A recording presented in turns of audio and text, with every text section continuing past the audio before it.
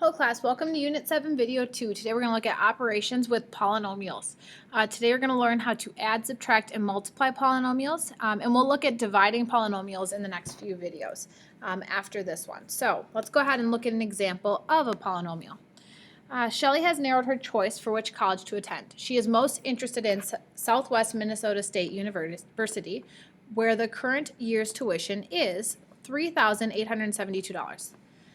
Shelley assumes that the tuition will increase at a rate of 6% per year. Express the tuition after X years as a polynomial. Okay, well, we know currently she's going to pay $3,872. Plus, she's going to pay an extra 6% each year. Well, how do I know how much that's going to be? Well, first thing I would say is 6% as a decimal is 0.06. And you would take the total amount of money times that percent, so 0.06. And this is how much it's going to increase each year. So if I want to figure it out for X years, I would multiply it by X. So if it was 2 years later, I would take 2 times whatever this value is. So we just simplify. And the way I would do is 3,872 times 0.06 gives me 232.32x.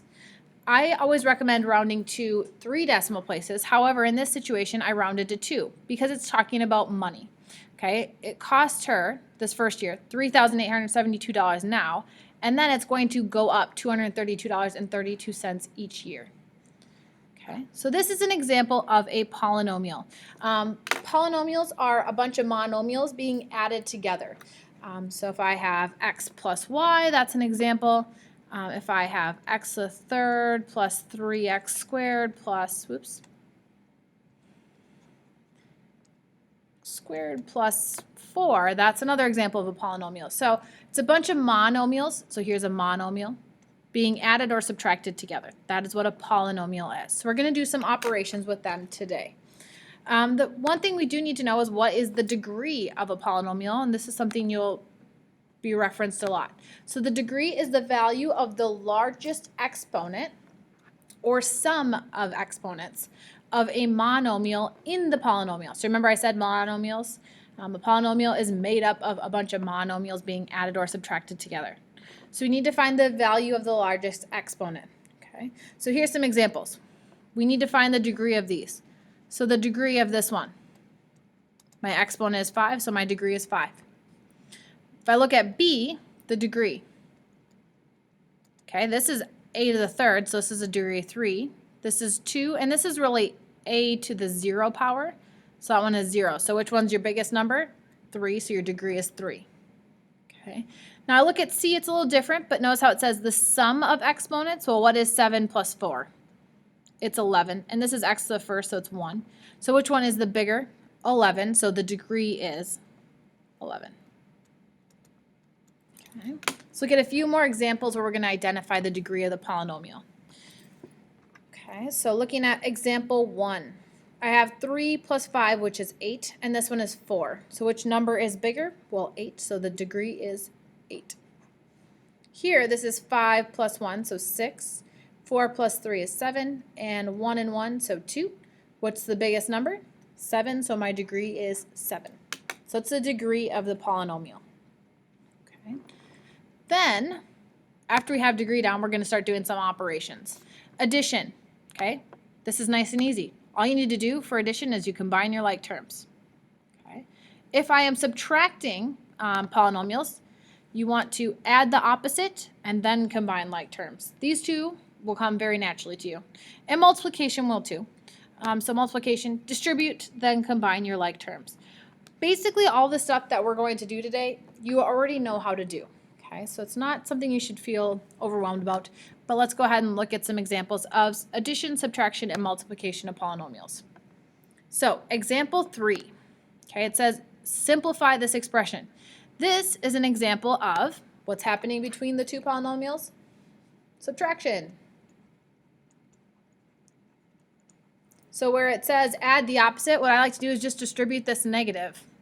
So I really have 3x squared minus 2x plus 3. Now I distribute the negative, so negative x squared minus 4x plus 2, and then combine like terms. That gives you 2x squared, negative 6x, and the last one's plus 5. So there is my answer for example 3. So that's an example of subtraction. Example 4. This is an example of addition. Okay, they have parentheses written, but you really don't need to have those parentheses because we don't need to distribute. It's just going to keep it the same. So I can just combine my like terms right off the bat. 5x squared minus 3x squared gives me 2x squared. Negative 4x plus x is negative 3x. And 1 minus 3, negative 2. So I have 2x squared minus 3x minus 2. There is example 4. And once again, this is an example of addition. Let's look at example 5. Example 5 is back to an example with subtraction. So I'm going to go ahead and distribute the negative. So just rewriting the first piece. Minus x squared minus 2x minus 5. Negative 1 minus 1 is negative 2x squared. Negative 3x minus 2x is negative 5x. And then 4 minus 5 is negative 1. So there is example 5.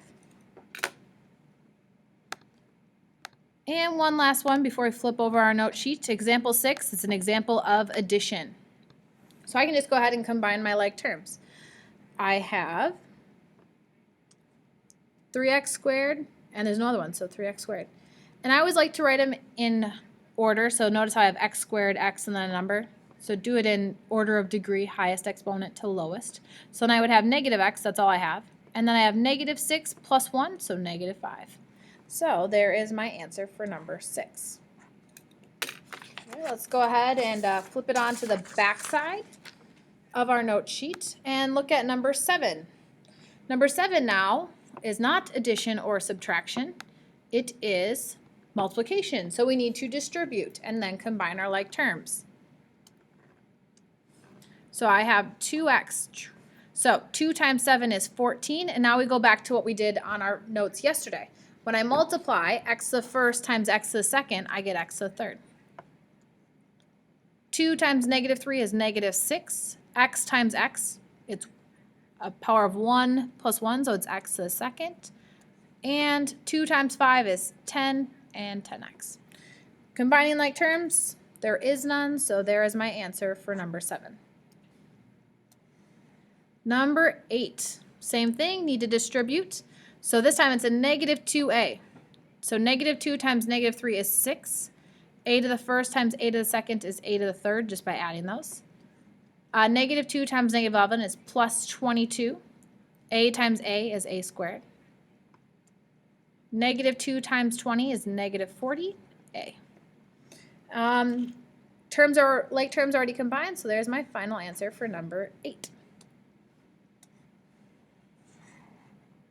Number 9, though, gets a little bit more involved. This was a monomial on the front here, being multiplied by a trinomial because there's 3. Now I have a trinomial and a binomial, so I need to FOIL or distribute everything.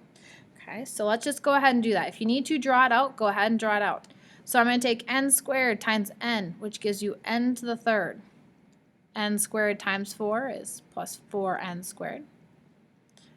Distribute 6n to everything, so plus 6n squared. And 6n times 4 gives you 24n. Then I go ahead and negative 2n minus 8. Then I need to go ahead and combine my like terms. I only have one n to the third. 4n squared, 6n squared, so plus 10n squared. 24n and minus 2n, so plus 22n minus 8. Okay, and everything's combined and it looks good, so there's my answer to number 9. One last one before we get to some word problems. Number 10. Same thing. I would recommend pausing the video and having you try this one on your own, just like number 9. So we distribute everything. Okay, so we have 2x. X squared times x gives us x to the third. Oop, It's not 2, is it? 2 times 3 is 6, so it should be 6. X squared times x gives us x to the third, minus 2x squared. Negative 4 times 3 is negative 12. X times x is x squared. Negative 4x times negative 1 is plus 4x. 5 times 3 is 15x minus 5. All right, combining my like terms, there is no other x to the third, so I have 6x to the third minus 14x squared plus 19x minus 5. And that would be all of my number 10 combined. Okay. If you have any questions on multiplying polynomials, please let me know. Otherwise, we're going to look at some examples. Suppose R and W represent two genes that a plant can inherit from its parents. The terms of expansion of R plus W squared represent the possible pairings of the genes in the offspring. Write R plus W squared as a polynomial. All right, I briefly talked about something like this yesterday, in the last notes video. I said this you cannot just give each thing to. So if you write R squared plus W squared, this is very wrong, okay? You need to get it through your mind that you cannot do that. This case, you have to write it twice and FOIL. Okay, you're losing the middle part of FOIL if you don't do that, so that's wrong. So if we have R plus W times R plus W, and I start to FOIL, I would have R squared plus RW plus WR plus W squared. And then I would combine my like terms. RW and WR, they are the same thing. It's just that they're written in the other order. So if I would have R squared. There's 1 and 1, so I really have plus 2 RW. If you write it as WR, that's fine, plus W squared. So here is my polynomial that represents R plus W squared. Okay, so notice, if there's that addition or subtraction in between, you cannot do that. But if we go back to our rules from yesterday, if you had R times W squared, you could write that as R squared W squared. Just whenever there's an operation here, you actually have to FOIL. Okay. And one last example. Number 12, the volume of a rectangular prism is given by the product of its length, width, and height. So let's just write that down. Product means to multiply. So our volume is our length times our width times our height.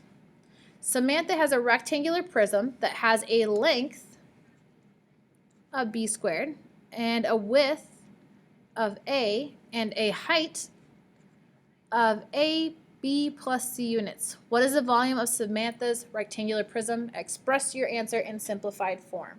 So we just need to multiply all of these together, and you could also find that from the image here. So my length is b squared times a times ab plus c. So let's just go ahead and say, well, this right here multiplied is really ab squared times ab plus c. I need to distribute. Okay, so when I do this, a times a gives you a to the second. B squared times b to the first gives you b to the third. Now I take it over to the c. So it's just going to be a b squared c. So there is my volume, and usually we talk about volume in units cubed. So there is the volume in simplified form. Okay, that will be it for Unit 7 Video 2. If you have any questions, please write them down, come and ask. Otherwise, you can go ahead and do the Unit 7 Practice 2. Have a nice day.